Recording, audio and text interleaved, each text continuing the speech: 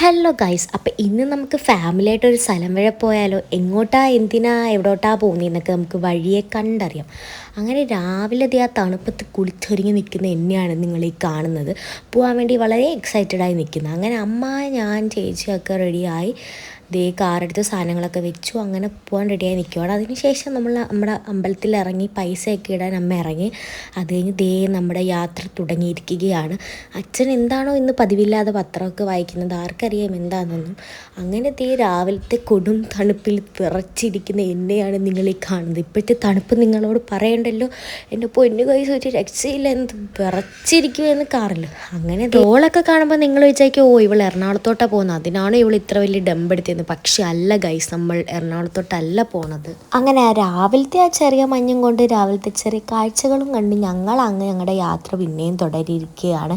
അങ്ങനെയാണ് നമ്മൾ ഈ എറണാകുളത്തെ ബിൽഡിങ്ങൊക്കെ കാണുമ്പോൾ എനിക്കൊരു പാട്ട് ഓർമ്മ വരുന്നത്.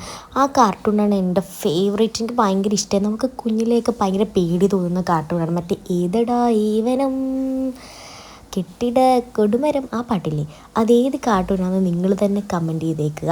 എനിക്ക് ആ കാർട്ടൂണൊക്കെ ഭയങ്കര ഫേവറേറ്റ് ആയിരുന്നു. അതൊക്കെ കാണുമ്പോൾ കുഞ്ഞിലെ ഭയങ്കര പേടിയായിരുന്നു. അങ്ങനെ നമ്മൾ കുറച്ച് കഴിഞ്ഞപ്പോൾ കാറൊക്കെ സൈഡിൽ ഒതുക്കി നമ്മൾ വീട്ടിൽ നിന്ന് കൊണ്ടുവന്ന കാപ്പിയൊക്കെ കുടിച്ച്, പിന്നെ അച്ഛൻ സെൻറ്റർ ഫ്രഷ് ഒക്കെ വാങ്ങിച്ചെന്ന് അതും കഴിച്ചിരുന്നു. അങ്ങനെ രാവിലെ ഒന്നും കഴിക്കാത്തതുകൊണ്ട് നമ്മൾ ഹോട്ടലിൽ ഫുഡ് കഴിക്കാൻ നിർത്തി. അങ്ങനെ അകത്തോട്ടൊക്കെ കയറിയപ്പോൾ ഭയങ്കര ആളായിരുന്നു. കൊടുങ്ങല്ലൂർ അമ്പലത്തിൻ്റെ അടുത്തുള്ള ഹോട്ടലായതുകൊണ്ട് ഭയങ്കര ആളായിരുന്നു. ഇത് പറയുമ്പോഴേ നിങ്ങൾക്ക് സ്ഥലം ഏതാണെന്ന് കത്തിക്കാനും. എന്തായാലും നമ്മൾ വാഷ്റൂമിലൊക്കെ പോയി നമ്മൾ ഫുഡ് കഴിക്കാൻ കയറി. അങ്ങനെ കുറച്ച് കഴിഞ്ഞപ്പോൾ നമ്മുടെ ഫുഡൊക്കെ വന്നു. ഇഡലി, ഇടിയപ്പം, നെയ്റോസ്റ്റ്, പിന്നെ ഉഴുന്നുവട, അങ്ങനെ സാധനങ്ങളൊക്കെ വന്നു. നമ്മൾ അതൊക്കെ കഴിച്ചു ഇങ്ങനെ ഇരിക്കുകയാണ്. നിങ്ങൾക്ക് ആർക്കെങ്കിലും ഇടിയപ്പോ ഇഡലിയോ ദോശയൊക്കെ ഇങ്ങനെ കുഴച്ച് കഴിക്കുന്ന ഇഷ്ടമാണ്? എനിക്ക് അങ്ങനെ കഴിച്ചാൽ ഒരു സമാധാനമുള്ളൂ. അങ്ങനെ അതൊക്കെ കഴിച്ച് കഴിഞ്ഞ് നമ്മൾ കൈയൊക്കെ കഴുകി പുറത്തിരുന്നൊരു മിഠായി കണ്ടു. ഇതൊക്കെ എനിക്ക് പണ്ടത്തെ ഓർമ്മകൾ നൽകുന്നൊരു മിഠായി. അങ്ങനെ അതും കഴിച്ച് പിന്നെയും നമ്മുടെ യാത്ര തുടങ്ങിയിരിക്കുകയാണ്. ഈ കോപ്രായം കാണിക്കുന്നത് വേറെ ഒന്നുമല്ല, ഭയങ്കര വെയിൽ സൈഡിൽ നിന്ന്, അതുകൊണ്ട് നമ്മൾ ഷോൾ കൊണ്ട് വെയിൽ മറച്ച് വെക്കുകയാണ്. അങ്ങനെ നമ്മൾ നമ്മുടെ ഡെസ്റ്റിനേഷനിൽ എത്തിയെന്നും പറഞ്ഞ് ഇറങ്ങിയിരിക്കുകയാണ്.